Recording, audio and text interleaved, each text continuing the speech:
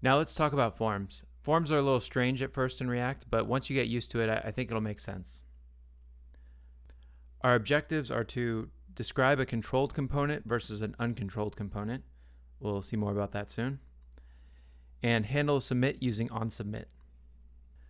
First of all, an uncontrolled component is one that React doesn't have control over.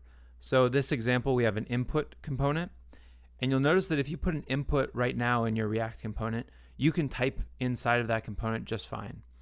And React has no idea what you're typing. The state is controlled by the browser. It's not controlled by React, right? So that's an uncontrolled component because React is not involved in the rendering process and the state of what's inside of that input box. So here's an example of a controlled component in React. In this input tag, we've got a value, and that value is set equal to this.state.input text. Now this component is controlled, but the problem is that we don't have anything changing this.state.input text. So even though React now knows what to be rendered inside that input box, you can no longer type anything. So this isn't a very useful component right now because it will always just be whatever input text currently is. It can never change. Now in this example, we have a component that can be controlled. So first of all, this value is again set to this.state.input text, and we also have an onChange event. Now this onChange event will be invoked anytime you type a single key inside that input. So if I type A in my input, onChange will be invoked. This.setState will then be invoked. The input text will be equal to whatever that event, E, which is just like a browser event, whatever e.target.value is. So that's whatever text is currently inside the input. And after setState is called, of course, render gets called again. And then when render gets called again, we'll have this.state.input text with our new letter A. And then if I type B, the same thing would happen, and then C, and so forth.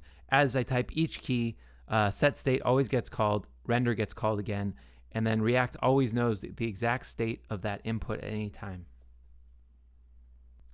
Lastly, we should talk about how to submit a form.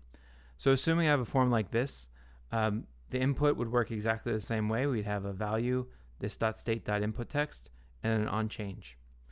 If you wrap that in a form, you want to handle the onSubmit event, and then onSubmit, you'll get the event just like down here in onChange. And the first thing you always want to do with a submit event is prevent default. This is just standard for the browser because if you don't prevent default, it will submit an HTTP request to the server and the whole page will refresh and you'll lose all your state. So you don't want the browser default behavior. That's why you first prevent default. The next thing we'll do is update our data array. So assuming I have something like this.state.data, which keeps track of all the inputs that I've submitted, I'll just add that state to the end. So now, remember, since this.state.input text is being updated constantly every time you press a key, the value of input text will be whatever it is when the user submits it, right? So this.state.input text will be equal to the value that's over here. So now we have that new array. The last thing to do is just update the state. So I'm updating the data here, and I'm also updating the input text to be empty again, so that when I submit, my form will be cleared out. One last common mistake I want to point out is that when people first use forms, they often make the mistake of not using an onSubmit event, but instead adding a submit button and putting the sort of like a submit event in the onClick.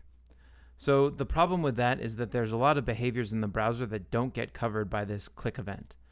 So really, if you want to capture a form being submitted, you should always use an onSubmit event, not an onClick event in the submit button. That's all for forms. That's the basics. So next up, we'll work on a quick exercise to help solidify this.